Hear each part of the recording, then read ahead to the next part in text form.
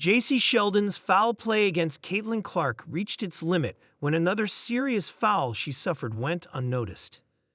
The intensity of a WNBA showdown took a dark turn on June 17 when Connecticut Sun guard Jacy Sheldon delivered what many are calling a brutal foul on Indiana Fever star Caitlin Clark, an incident so egregious that it has reignited debates about player safety and officiating standards across the league.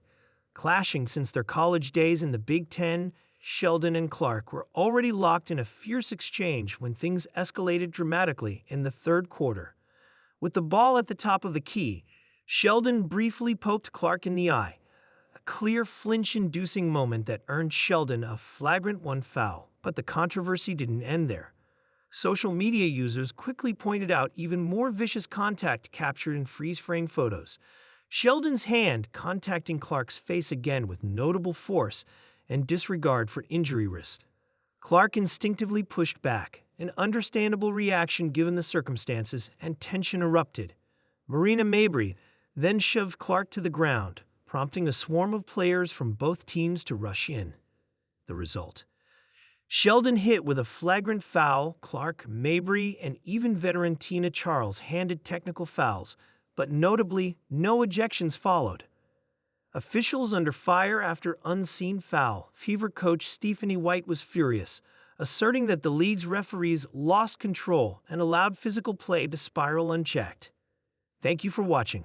Fans echoed that sentiment on social media, especially after dissecting the close-up images revealing the extent of Sheldon's contact, something many felt was missed by the officials. A Reddit user remarked, "They need to call the egregious grabbing on Clark sooner. Grabbing fistfuls and scratching aren't cool either." Despite being visibly shaken, Caitlin Clark maintained focus and led her Fever to an 88-71 victory, securing their place in the Commissioner's Cup final. Yet for many observers, the most troubling aspect wasn't Clark's response. It was the fact that Sheldon's potentially injurious foul seemingly went unnoticed in real time. That moment, caught in tense detail, has sparked broader questions. Is the WNBA doing enough to protect its marquee players? When physicality moves beyond clean defense, where is the line and who enforces it?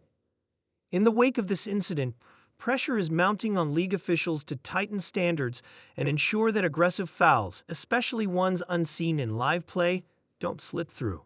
Players like Clark, who are frequently targeted, deserve better safeguards, and a league that enforces its own rules, even when the camera zooms out. In the charged atmosphere of collegiate basketball, the stakes are always high. Every dribble echoes like a war drum. Every pass is a strategy executed in real time, and every foul, especially one left uncalled, can rewrite the narrative of a game, a rivalry, or even a career. No one understood this better than Caitlin Clark.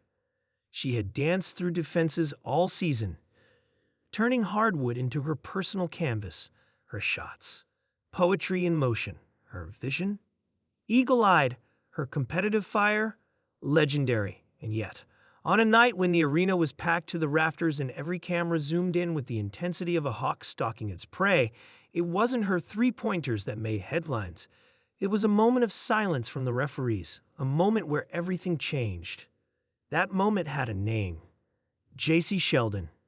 The rivalry between Sheldon and Clark had been simmering for years, growing with every clash between Ohio State and Iowa. Sheldon, a defensive savant, had been tasked with shutting Clark down in a number of high-stakes matchups. She was gritty, unrelenting, and unapologetic in her physicality. To her fans, she was tenacious. To her critics, she often crossed the line. And on that fateful night, many believe she did more than just cross it. She leaped over it. The foul in question happened late in the third quarter.